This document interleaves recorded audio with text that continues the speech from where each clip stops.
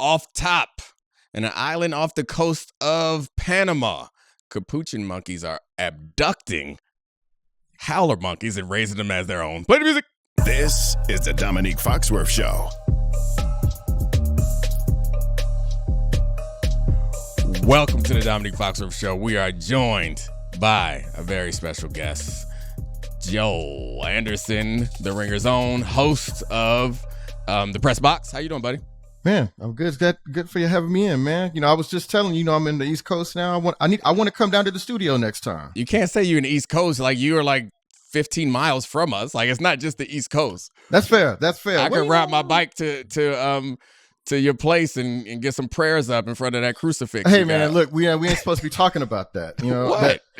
Look, no disrespect to anybody's belief system or whatever. That came with the house, and I don't own this house yet, so I need to get some clarity on what I'm allowed to do with that thing before I take it down. Let me clear it up. Nothing. Like, you can't do nothing with that. Like, somebody else got to take that down. Like, it's just there are rules to this thing. You can't take it down. Like a TaskRabbit? I don't know. I know that he can't be responsible for taking the nails out the wall and taking that down. You just can't do it. That's what I'm saying. I went up there thinking, I was like, maybe it's just, standing up there or whatever. And I was going to take it down. I was like, oh, this is actually nailed into the wall. I was like, yeah, no. If you could just swipe it, that's one thing. But you got to get a hammer and like pry that thing out. That's tough, man. You're making a statement at that point. It's too intentional for me to get rid of it. I agree. I don't care what you believe in or what you don't believe in. I feel as though there's something wrong with taking a hammer and aggressively ripping a crucifix out the wall. I wouldn't suggest it. This is why we've lived here almost 3 months. It's still up there. I was hoping the Rockets basket would kind of, distract from it a little bit, but obviously maybe it drew attention to it, actually. No problem. I promise you that your ancestors are proud. They are looking down and they're proud that you left it up, because that's the most old black lady thing that I think that I've ever seen in my life. Honestly, like, Jalen Green probably wishes there's something with the basket like that for him. Or just pure prayers every time he took a jump shot. Come on, man. He just don't piss off our guests before we start. Come on, man. Why we got to do that, man? You're not going to have to root for another NBA game anyway. He's not going to be on the team. Oh, man. Well, no, man. I think maybe we could build around Jalen. We don't have to get into that. I'm not quite. We're going to get Giannis. I'm a huge Amen Thompson guy. Huge. Yeah. Oh, man. Amen Thompson. Oh, man. That's be still my heart. It's not that I'm committed to Jalen Green, but I'm also like, do we just not want to see what this team can be with another year? You know what I mean? I'm not sure. Nope. We know what they can be. I am with Joel on this. I mean, obviously, if you can get Giannis, you can get Giannis, but there is the bummer of the NBA where you don't let teams be fun and cool for too long when they're young, because the pressure to win starts like immediately. And Houston is in the sweet spot. Like, before the year, that idea of Houston being a 2 seed, we didn't even play in team. Yeah, they are still fun and young. I mean, it ended really ugly for Jalen Green, but like, Amen Thompson guarded Steph Curry well. Şengün had some good playoff moments. The Dylan Brooks and Fred VanVleet signings turned out to be really good. Like, it's not like the Houston played it well. They might have the best coach in the NBA too. They seem to like each other. Like, there seems to be really good chemistry with the team and everything. So I'm just not sure about like how upsetting that apple cart affects the chemistry of the team. And Domonique, you're the one that said the other week that like you're not a moves guy. Like, you like, hold on. Giannis. Like, stop it. I'm not a moves guy. I'm normally a like status quo, stick with what we got, like we can keep building. I don't want to. I said that in reference to moving on from Brock Purdy and generally talking about like, oh, it could always be better. I get that idea, or I get why people are enticed by that as an idea, but in practice, it's harder. That ain't what we talk about. We talk about Giannis. It's also like the Jalen Green thing. It might have run its course with that team, just for the shot distribution of who should be shooting the basketball. You got to let me know. I got to know who's leaving. If it means we get rid of Amen Thompson, I don't know. Emotionally, that's if I could deal with that. That's the thing, like Şengün, and I kind of like Şengün, baby Joker.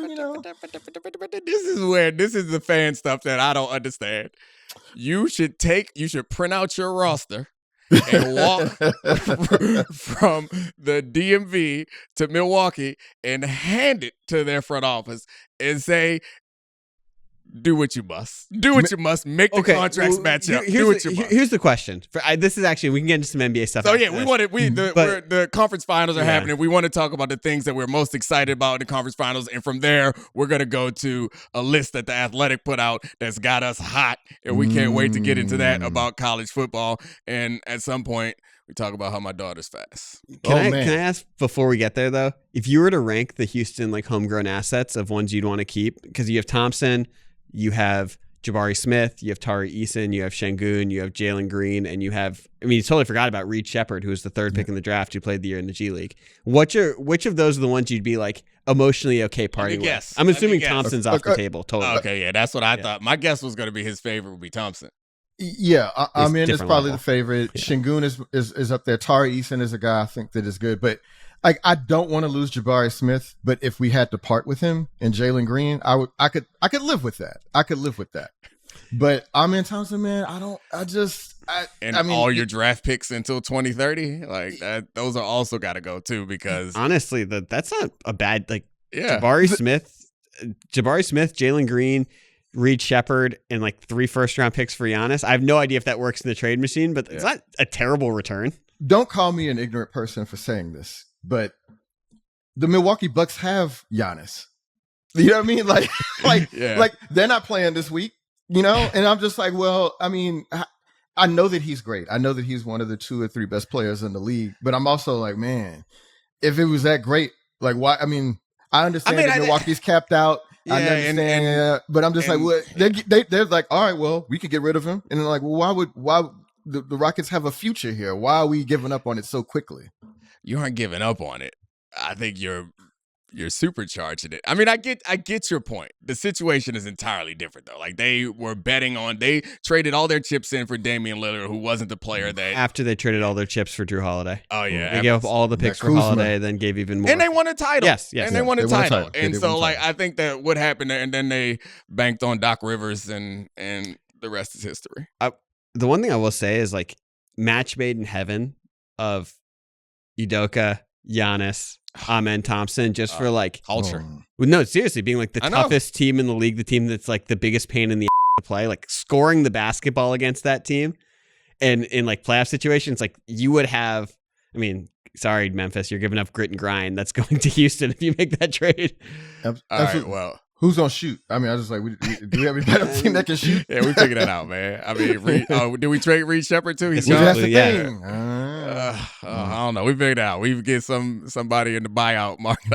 I don't know, but if you get Giannis, you might be in the conference finals next year, which we are getting ready for. The NBA finals. Yeah, I was just setting up a transition to the conference finals. Sorry, I butchered it. I stepped on it. It was a good transition. That's fine, no problem. It's just one turnover. It's early in the game. We'll keep it going. All right, so I'm normally the transition guy. I kind of think it was you stepping on me. Okay, play through mistakes. Well, you got to play through mistakes. In that case. Transition away. This is like Draymond and Kevin Durant clapping for the ball at the end of that game that led to the blow up. Except that makes you Kevin Durant. I hate that. You're right. I'll be the Draymond here. Yeah, you are more than Draymond. What? You're the Draymond in our relationship. You're much closer to Draymond than I am. Much closer to Podzemski. You do got the curls. You got the curls. You have little pods on you. So this is I blew it, but okay, we got 2 really interesting conference final series. Neither one we expected. We're going to have a new NBA champ.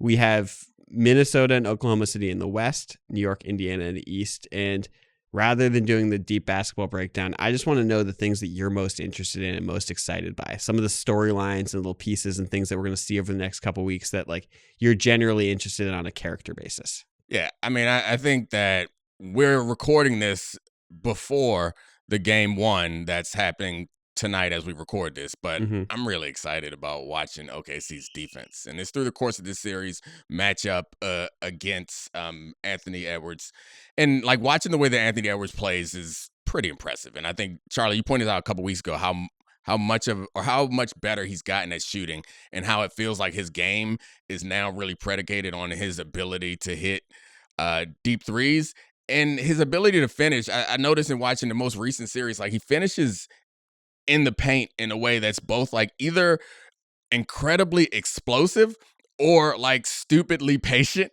and like the way that he does this lazy Euro step, because everyone's expecting him to explode off the ground. And so just watching this defense try to compensate for him and the way that Randall is playing, like all of that stuff seems really interesting to me. It's weird to be in the basketball series and be most excited about OKC's defense suffocating somebody, but I found it enjoyable the way that they find ways to stifle the best talent in the league. Well, I'm glad you said that, because it's not that you stole my thunder, but I wanted to say it this way. Nice pun. Yeah, good job. Good pun. No, that's fine. Do you think Anthony Edwards thinks Shea is better than him? No. Of course not. Right. So that's the thing that is sort of exciting to me, to see him inspired. Because, I mean, nobody has less respect for the greats of the game, right? Like, when he plays Kevin Durant, calling him an old the way that was his favorite. Like, that's his favorite player. If there's anyone he should respect, that's his guy. Like LeBron, like he had, he going at him, appreciate my teammate, congratulate my teammate, doing all that kind of stuff. And he don't even respect Barack. He looked Barack Dennis.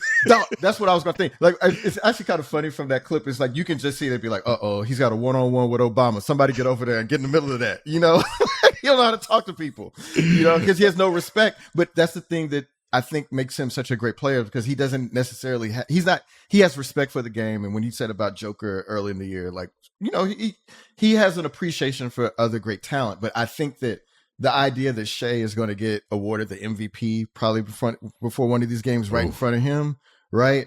I'm really interested to see how he responds to that and what kind of the way that he's challenged by that. Like, that is the thing that I want to see, I think, most of all. It's so funny you said that, the two sides of it, because Domonique, when you started your point about if OKC's defense, which has been the best unit, I mean, I think I'm obviously repeating other people saying that it's been the most impressive unit or thing in the postseason for any of these remaining teams. I actually think it'll be more interesting to see if Anthony Edwards can figure them out rather than them figuring Anthony Edwards out. And Bomani brought this up on his last episode of The Right Time. I thought it was like the best point I had heard about Anthony Edwards, because there's been growth about him as a playmaker. But a lot of the stuff he does is finishing at the rim, creating looks, creating rim pressure. But he has found a way to elevate teammates over the last few years of guys that we thought are write-offs that you normally think of from the traditional playmaker role. You normally think of a guy like a Halliburton. I mean, Jokic is obviously the highest level of this, of someone we've seen since the first stint of Curry pre-Durant in Golden State, when he sort of created this whole thing around him. And then you have the Spurs, early LeBron, Jokic. But Anthony Edwards, has done with guys that we thought were different. This year with Julius Randle, who we thought was a write-off. Someone who's just an inefficient basketball player who's been one of the best players in the postseason. Like the confidence boost he gave to Kat, the way he sort of resuscitated Rudy Gobert, and like it goes on and on. He's a really young player. I don't know if that's culture or game style or pressure or a combination of the three. It's been unbelievably impressive, and it makes you change. Like, you think of OKC as strength in numbers. He has created numbers for Minnesota to be like a complete team. The way he talks about Jaden McDaniels, for instance, like he's always like building him up. He's like, well, he could be the best player in the series, or he can do this. He could score 25 a game. And I'm like, that's really a model in the NBA that we've not seen in quite. I mean, LeBron obviously is a part of that, right? But the thing is that everything revolves around him over those years. But like, typically it's like Kobe ain't got no use for Smush Parker, so we all think Smush Parker is trash, or the way that MJ talked about Scotty Burrell or whatever. And it's like, all right, well, I guess he a hoe now. But that is true. But Anthony Edwards really does seem to come from the school of like the best way to be a teammate is to build these guys up and to find what they do well and like highlight it and tell. And I think it does build them up. Like, it gives them confidence. Like, I know that those guys know the best player on this team, one of the best players in the league, believes in me and is going to trust me when it comes down to it. And that has to matter in some way, I think. It's funny because we made the joke that he was like the big brother before, and that's the same sort of energy, where it's like everybody get a little tougher when that guy's around, because you know that he got your back. And it's interesting because you're arguing for or you're making the case for a psychological impact over a like playmaking impact, because he's become a much better playmaker. Right. Yeah. But I don't want to diminish that. I understand that, but the things that he's doing are things that anyone else can do. And the things that Julius Randle was doing is not a result of Anthony Edwards. Like you're saying, and the things that Kat was doing last year and the things that Gobert is doing, they're not direct result of Anthony Edwards on the court presence. Part of it, I do think he is. Like, I think he tilts. I'm not going to say gravity like Steph Curry, but like he's made himself into one of the best 3-point shooters in the NBA. But he also like when he has the ball, because like there's going to the rim and then there's going to the rim like an all-time guy. He's not a foul grifter. He's not doesn't have any merch in him. But like rim pressure in the NBA, I mean, Kurt Goldsberry wrote a whole book about this. It's like the number one thing to actually create the modern open three or create other guys. And I think he tilts the floor so much even when he doesn't have the ball for guys like Julius Randle or Cat, that their roles, I mean, at least watching it, it's different. I guess I misunderstood what you were saying then, because I feel like that. I think it's both. Oh, yeah. But the one that's unique and the part that's interesting and the part that no one else is doing is the psychological part. It's like there's somehow you show up there, you have more confidence. Yeah. And like as a player, like I recognize being on a team with a quarterback that's playing well. All of a sudden, everybody feel a little better about your game. You don't feel like there's a whole ton of pressure on you. You don't feel like you can't make a mistake when your team is putting up 35, 45 points a game. It actually reminds me of 09 and 010 LeBron. Before, I'm talking like pre-Heat LeBron, when there was the sidelines with the pictures and he was getting unacceptable. Williams. You can't. LeBron is off limits. LeBron's different because he did it with his passing at that point and the transition and the defense and stuff. And that's the much more normal way you see that. Whether it's like that goes back to Magic and Bird elevating guys being like transcendent passers, but he lifted them to their personality. All of these guys, I mean, I know Towns can do any personality, but he like well played. But the team has taken on his personality, and like that is the confidence goes with that. Well, I mean, we spent a lot of time on a game that people have already seen, and it's going to sound real weird because OKC has already suffocated them, and they had 93 points and lost by 12. So we should move Alex on. Caruso guarding Julius Randle, as the prophecy is foretold from 2016 when Sam Presti went to a G League game and asked Caruso how many positions he could guard. As everyone is listening to this morning or the morning after the game, they just listen to us talk about how Ant is making everyone better, and they just watched the Thunder suffocate them. Do we need to asphyxiate their unit? Do we need to some damage control? Oh my God! Can you believe that that Jalen Williams actually finally got hot and went 7 for 13 from three? Yeah, that's not what's gonna happen. Can you believe Chet blocked 5 shots and SGA went for 33? Oh, that is definitely gonna happen. I read Kurt Goldsberry's article and I got hung up on the Chet Holmgren, his numbers in the paint when people are trying to attack him, how different it is to try to score on Chet Holmgren and how his help defense is like unlike anybody else's. Yeah, I mean, my thing is that if I feel like if Minnesota doesn't get, and man, this is all gonna be late, but Minnesota has to win game 1. I feel like, right? Because I mean, it's clear that OKC is like a much better, much deeper team. But if they don't get this game, we'll find out tomorrow. When you wake up tomorrow morning and you listen to this podcast, Joel said it first. If they lose tonight, if Minnesota loses tonight, the series is over. Okay, there you go. All right. When you're listening to this, you'll know if the series is over. Yeah, right. Great. What else, Charlie? You wanted me to hit another one, or you got one? Okay, so here's one that I like. This is, and people have pointed this out online. Is that whoever wins the NBA championship, and this is moving forward in a really interesting way, the best player on that team has a legitimate path, a legitimate claim to be the best player in their franchise's history, the franchise icon. And I don't know if that happens often in the NBA postseason, because like that would be Tyrese Halliburton passing Reggie Miller and taking Indiana to the promised land. Jalen Brunson. I mean, obviously you can go Bernard King or you can go Willis Reed. Or you go Patrick Ewing. Clyde Frazier. Yeah. But it becomes a discussion if on this sort of undermanned 5.5, 6 man unit for the Knicks, if Brunson does this as a great underdog, where does he fall on that list? Shea could pass Durant and Westbrook if he finally brings the title. Really? I mean, see, that's what not in my eyes, but yeah. I mean, I feel like that's overvaluing. Like a championship happens every year, right? Like I remember Dwayne Thomas. Not for these teams. After the Super Bowl, right? That's fair point. I remember Dwayne Thomas after the Super Bowl back in the 70s, where he was running back for the Dallas Cowboys, and they said, "How does it feel to excel in the ultimate game?" And he's like, "What's the ultimate game? Why do they play it every year?" Right? And so, like, it's just like how big. I mean, this is just a 1 year sample. Like, what's he wrong, was kind of a morose cat. Like he was very deep. Okay, I don't know. I'm concerned about my man. You played great in the Super Bowl. He said his dude every year. Yeah, man. He was an enigma. I think that's what people would call Dwayne Thomas, an enigma. But yeah, I mean, I mean, like maybe it's possible for Jalen Brunson and Tyrese, because I really like Reggie Miller is a great player, but like I mean, if you look at his stats or whatever, I mean, it's you can't. Nobody's saying putting him up there in the top level with guys, but like I don't think no matter what happens with OKC, if they win the championship, and I think they're the odds-on favorite at this point, ain't no way I'm gonna say that dude better than Kevin Durant, right? I mean, no, you're wrong about that. I know Charlie wanted to propose it and then back off of it. Yeah, right. I was like, hell But no. I will stand on it.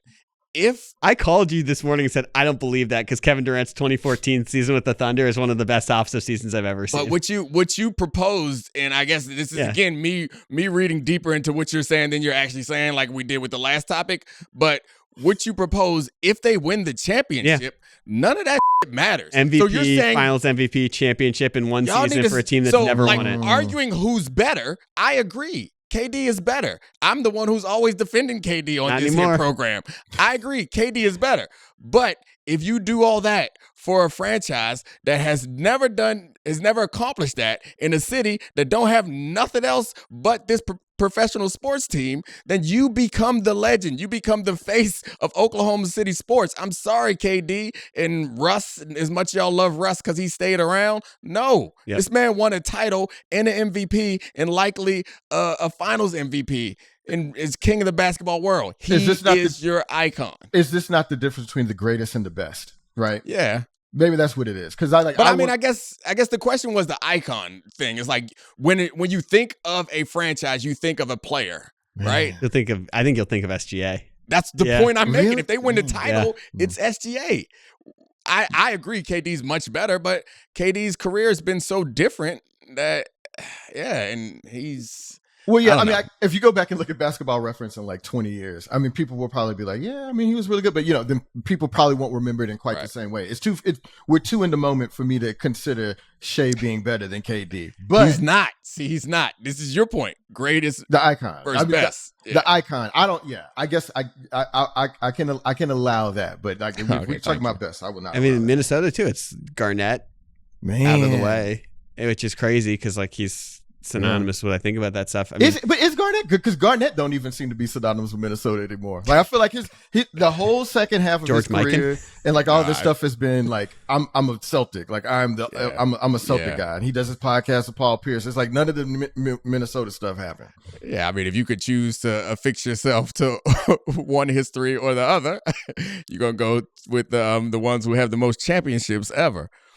I mean, I think you could make a case that with Edwards, it goes. I mean, obviously OKC too, but he might be the best Minnesota athlete ever. Like above like the Kirby. If he wins this, it could be like above the Kirby Puckett, John Randall, Fran Tarkenton.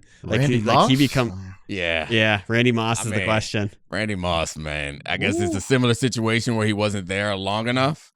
But Randy Moss, what he did. Yeah. Man.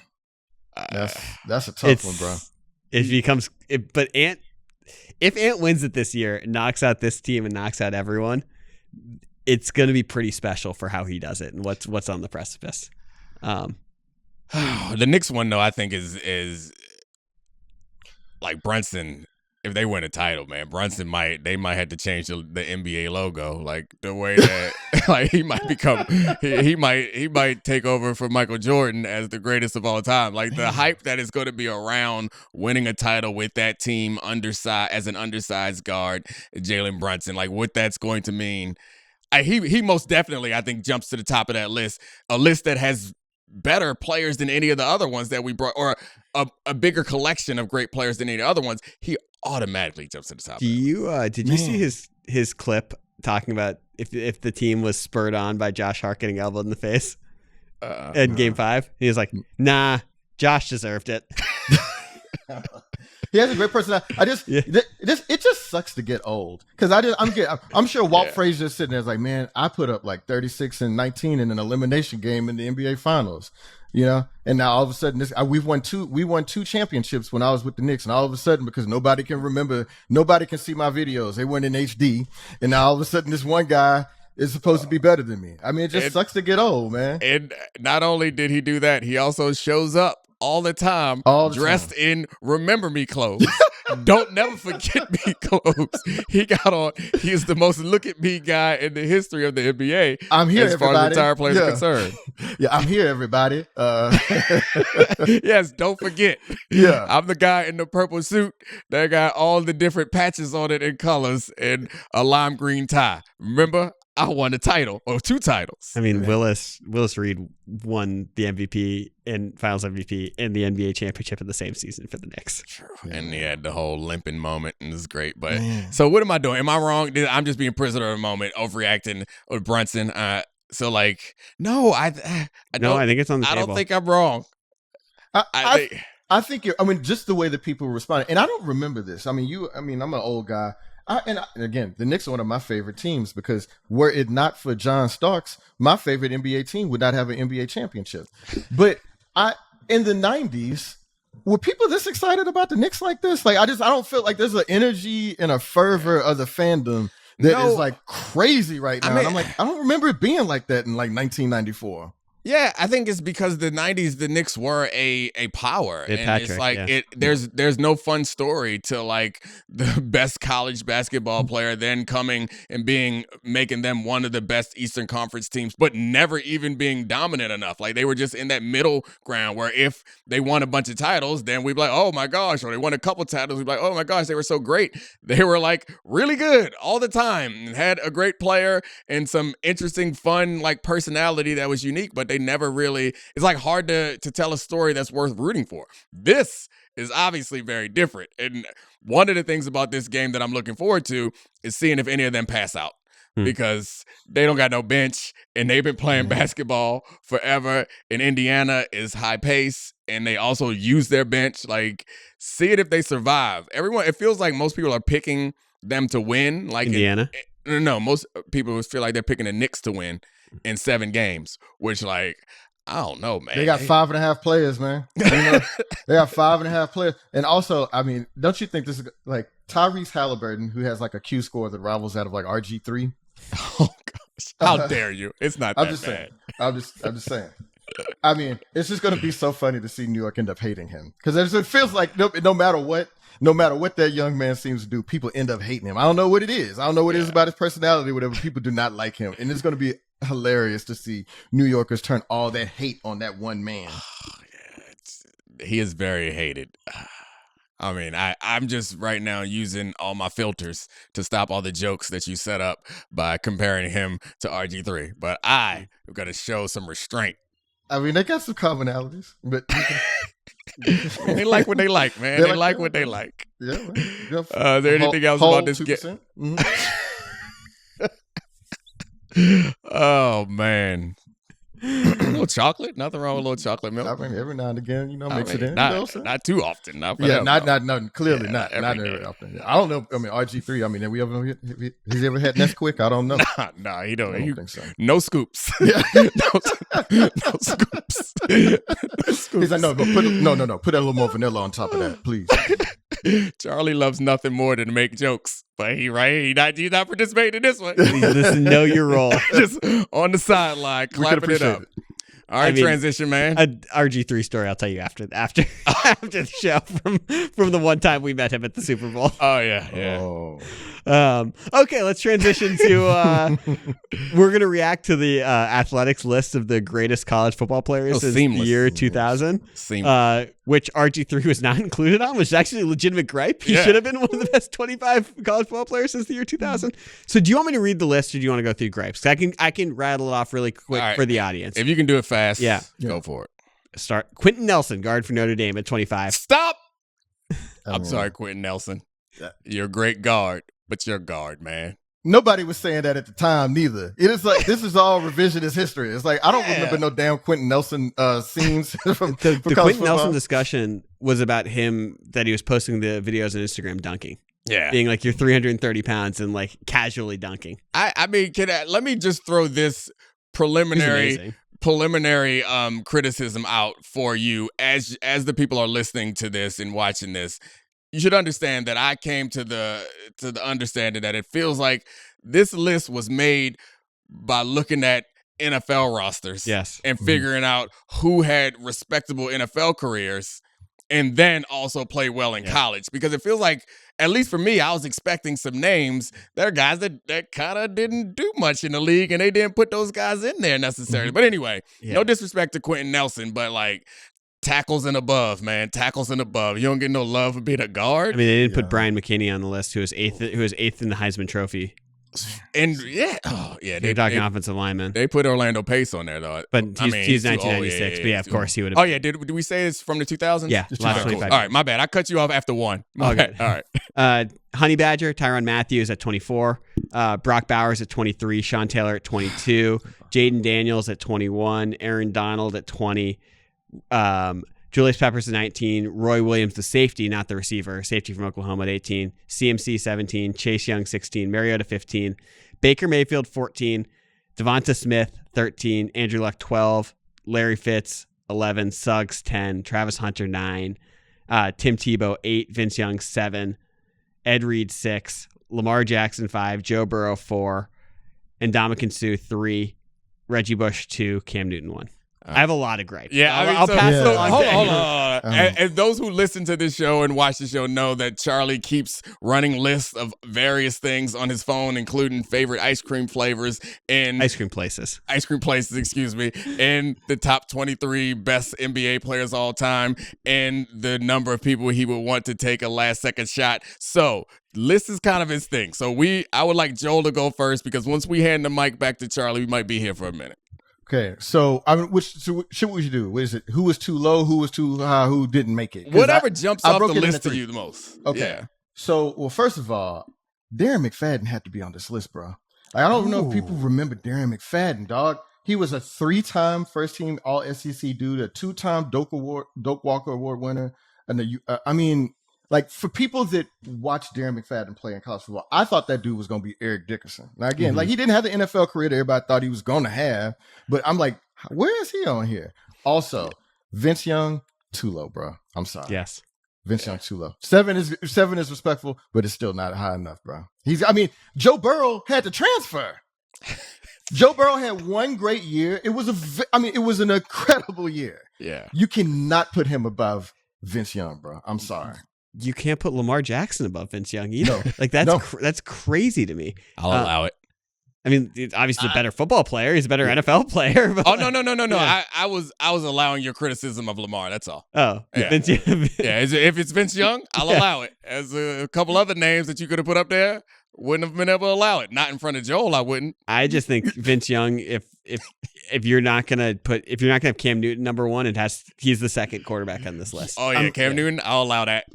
Cam Newton makes sense. Yeah, Cam Newton totally makes sense. But Vince Young to me is the second quarterback that defines what I think of on this list for sure. I mean, the Burrow thing really jumped out to me as obviously like that season that he had was incredible. Yeah. But that obviously feels like a kind of like, oh, this guy's incredible in NFL. Also had a great season because there's ways to explain it away. And then you're not going to put like Chase. We talked about this before. It's like you're going to have Burrow on there, but not have Chase on there, who was like arguably he had 1,800 yards and 20 touchdowns as a sophomore on the loaded team. I know Joe Burrow threw 60 touchdowns that year and had like the best statistical season in college football history. But I remember leaving that year. Do you remember, Chase sat out the next year during the COVID year, but the talk of him as a draft prospect after his true sophomore year where he outperformed Justin Jefferson was people said his floor was Antonio Brown and his ceiling was Jerry Rice. That's the type of college football prospect he was. And they were right. They were right. Yeah. They're right. So I also had another. So I got 2 more for you. Okay. Devontae Smith at number 13. He was a great college wide receiver. But if you watch those Alabama teams, and I kind of became an Alabama fan. Yeah. I didn't necessarily think he was better than Jerry Jeudy. Yeah. Like Jerry Jeudy was cold Agreed. in college, man. Agreed. You know what I mean? And I was like, I don't know who their number 1 receiver was, but I don't feel like when Devontae, when he had that great Heisman year or whatever. But I didn't think that Jaden Daniels over Matt Leinart over Johnny Manziel. Ding, ding, ding, there ding, it is. There it is. Manziel not being on this list is criminal. That's the wrong word to use. That's the right word to use. I mean, maybe it's the right word to use. Oh man, I sent these lists to you guys this morning, and I've been receiving Charlie's takes ever since. He's so fired up. I'm gonna fire one off first. Adrian Peterson. Yes. Oh my God. Oh. I mean, for my money, he might be the best running back ever. And also, and he was awesome in the NFL. So what's wrong with y'all? So to your point, also, because it's not about the total, like they put McCaffrey on, who was not as good of a college player or an NFL player, even though he's as amazing as Adrian Peterson. They're probably going to say, well, it's because of the collarbone and the ankle injuries, and he didn't put up the total amount of stats that he took Oklahoma to the national championship as a freshman. He was the best player in college football for 3 years. That is insane. Honestly, he should, like, him not being on the list. Derrick Henry, if it's not, like, we have 1 year people. Cam Newton's number one on the list. Derrick Henry's run where he dragged that Alabama team through the end of the season, through the SEC championship and the national championship, was as good as anyone. Look, man, and if you're gonna put Derrick Henry in there, I would say Leonard Fournette, because the thing is, the only reason Leonard Fournette didn't win the Heisman that year is that he had to play against Alabama's defense and Derrick Henry didn't. Okay. Like, if Leonard Fournette did not have to play against Alabama's defense, he would have won the Heisman that year. So anyway. I was at that game. Oh man. It was it was awesome. Yeah, man. All the field goal game. But so Leonard Fournette always makes me think of Greg Jones. do you remember when Greg Jones had that hit against the North Carolina defender? Yeah. Oh, yeah, man. He stiff-armed his helmet off his face. That's the only of course. I'm not saying that's the only reason. Into the back of one of his teammates. That is not the only reason people remember Greg Jones, but it is kind of the only reason people remember that dude. I saw that video. I saw that video on Instagram the other day. It always circulates. It finds you. I think that not everybody is getting that video. They know what you like, Joel. They know what you like. So to Joel's point, the Manziel one, I not only think he should be on the list, I think he should be in like the top 10, like just behind Tebow. Like, I think that was like, he was incredible. But then the receivers on Devontae Smith, I know he won the Heisman. Yeah. I get that. Yep. Here are a list of receivers I think were better college football players than Devontae Smith. And since 2000. Since 2000. Charles Rogers didn't make the list. Tavon Austin didn't make the list. Justin Crabtree Michael Crabtree, yes, and Justin Blackman put them together. Didn't make the list, and Jamar Chase. I think you could make the case that Devontae Smith, he's an unbelievable college receiver. What he did in that national championship game before getting hurt was unbelievable. He was also objectively a product of Jalen Waddle getting hurt and breaking his leg in that season. He doesn't win the Heisman Trophy if that doesn't happen. He's not able to put up the outrageous stats. Like, there was that group of receivers with Judy, Ruggs, Waddle, and Devontae, where it wasn't clear who was the best one, even as a college player, when they were all healthy and on the field together. Absolutely. I thought Judy was the best, but but Devontae, he had the better season, maybe the better career, or whatever. But like, I just don't think it was that clear that he was that bad. And look, man. But this is somebody that. So I'm just trying to make sure that I don't have a bias here. Tim Tebow at number 8. Yeah. So like, people give him credit for 2 championships. He was a backup behind Chris Leak in one of those. Okay. And like, he was awesome the year that he won the Heisman. He was awesome the year they won the national championship. But I just look, I'm sure Florida fans will come at me for that, but I don't see him being over Baker Mayfield, who was like legitimately too low. Way too low on this list. Baker Mayfield was a great college quarterback. Like, if his defense could have made a couple of stops, they beat Georgia that year in that semifinal at the Rose Bowl. I don't like the reason Oklahoma did not win a national championship. It had nothing to do with damn Baker Mayfield. He was incredible. By the way, Jadeveon Clowney over Chase Young. Oh my God, yes, I had Jadeveon Clowney on here too on my list. Yep, absolutely. I was trying to look and see. I mean, Julius Peppers. I'm trying to find players that I would have played against, and Julius Peppers might have been the only one, but I didn't play against him directly. Calvin Johnson didn't make the list. Oh yeah, Calvin Johnson didn't make the list. Thank you, Reggie Ball. Calvin Johnson was great. Look who else didn't make the list. Jameis Winston. Oh, he was pretty damn good. Deshaun Watson? Wasn't Deshaun Watson pretty good in college? Oh, God. I know we ain't allowed to talk about him. It's like R. Kelly. It's like we're not really allowed to talk about him in public, but it's kind of like he was cold, I mean, that was Kellen Winslow didn't make the list, obviously, because of similar stuff. They cut it off probably at the year 2000, so they didn't have to put number 1 and number 2 on all-time best college football players, O.J. Simpson and Herschel Walker. They were really good, man. They were really good, man. They're cool. No one wants to see that list, but like, we're here for the truth. Because of that, then we had to leave out Barry Sanders. And it's not Barry's fault. Like, y'all cut the list off, and they didn't put Vic in, who had a year in the 2000s. Peter damn Warwick. Peter Warrick took the world by storm. He had us acting stupid out there. He played one game in the 2000s. He was.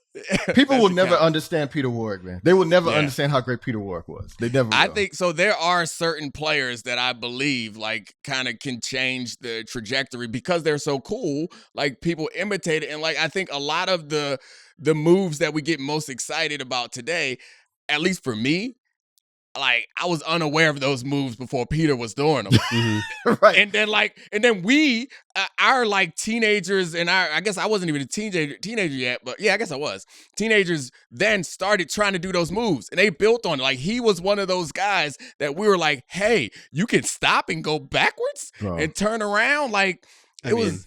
If not for that knee injury, people will never get how cold he was. Because Lavernius Coles ended up having a better career than him in the NFL. But look, children, Peter Warrick was more than them once, though. It wouldn't have been absurd to say he was as good a wide receiver as Randy Moss was in college. Oh, yeah. I mean, that was like one of my first sports memories was that 2000 Sugar Bowl, the Peter Warrick game where Vic brought him all the way back. And then Peter Warrick had the game sealing touchdown catch where he reached back and tipped the ball to himself. Like, that was, I remember going to the NFL draft, and that was the year that Courtney Brown and LeVar Arrington ran faster 40s in theory than Peter Warrick. And that was me as a child being, all right, 40 doesn't mean Yeah, right. Seriously, it's just like, it clearly doesn't matter then, right? I won't stand for that. Not on my telecast. not on my broadcast. The 40 is very important. Straight line speed is awfully damn important. It can get you paid. I understand. Look, that's right. Look, family. I as somebody that appreciates speed, I get it. You know what I'm saying? Yeah. But you know what I'm saying? Champion. You know Joe's legacy, right? One of his many legacies. Right? I don't. You ever heard? You didn't know? Seriously? No. How do you not know this? Everybody knows this. This is the only thing people know about me. It's the most important. I know you played football at TCU. Yeah. I was the fastest 10-year-old in the country in 1988. Oh, hell yeah. Woo! Yeah, man. Flying. So because of that, I send them videos of my daughter riding on. Yo, I'm told, Dominique, I'm coming out to watch your daughter run, bro. Oh, yeah. Like, first of all, I love a track meet, but like, I was like, yo, this ain't fair, man. Yeah. They didn't know they were running against a ringer. I called Dominique this morning and I was like, Avery killed a lot of dreams. No, she didn't. She didn't kill dreams. She a dose of reality. She redirected some people. Well, get ready to learn accounting. Yeah, figure out something else. Buddy. That's right, man. You're gonna go pro in something other than track. Yeah, there is no pro track, but no, their season just ended for their school team, and they were trying to break the record for their 4x100. They didn't quite get it, but they at their championship meet, they ran a faster time than the boys relay team by a couple fractions of a second. So they're really excited about that. That was pretty cool. She set a meet record for the 200. Look, man. I was gonna say, like, being out here, what is it about Maryland speed, man? Because it's got like the Quincy kid, you know what I'm saying? Yes. And Quincy lost at a state championship meet to some other kid out here in the 400. I mean, it's got some speed out here. Noah Lyles is from Alexandria. Mm-hmm. Same DMV. It's a lot. Away. Yeah, I don't know. It's a lot. Down here is probably because Charlie's fast. What's your 40 time, Charlie? Honestly, 6'6". 7. Well, the problem with that is your athletic peak. You were also a bigger guy. You lost weight later. Yeah. So like, Joel hasn't heard this though. That you didn't know he was an O lineman in high school. I would have not guessed that. Are you serious? Yeah, I played 245 when I played O line in high school. Yeah. What? Yeah. I'll send you a picture. Please, it's hilarious. I did lose a bunch of weight. This is like the worst. He looks like a movie. Like when you think of movies about high school, and there's like a crew. He looks. Because of the hair and everything, like he looks like the fat kid in the crew. Oh, he looks like the kid in Varsity Blues or whatever. Yeah. Do you know the little fat kid in Bad Santa? That's him. That was me. Wow. Twinsies. Or just like Jonah Hill's character in Superbad. A combo.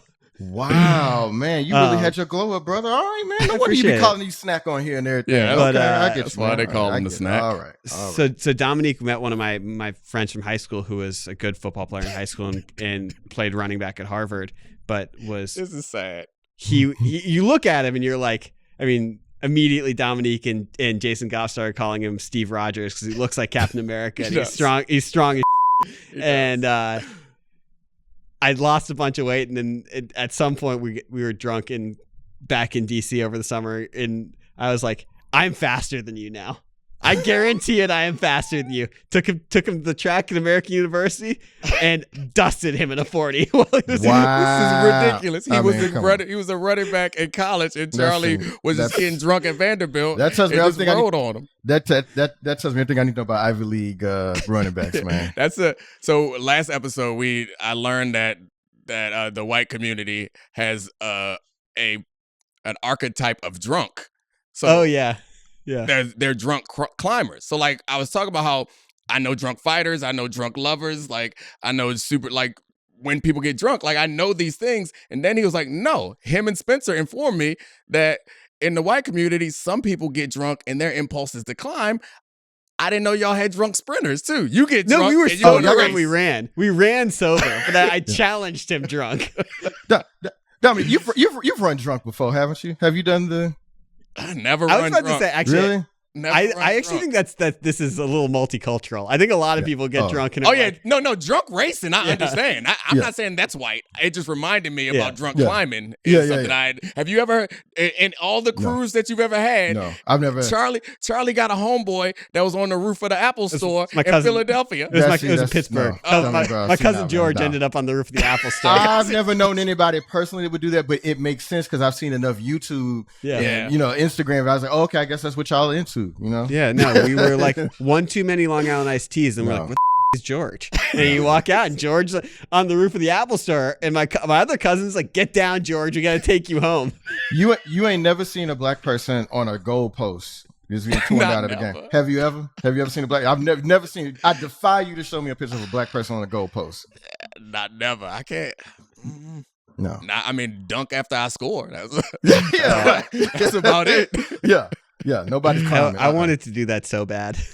You never could reach it? Oh, of course, dunk over it? Over the 10 foot? Man. Oh, man. Yaka yaka. No. Oh, but when I was near goalposts, certainly not.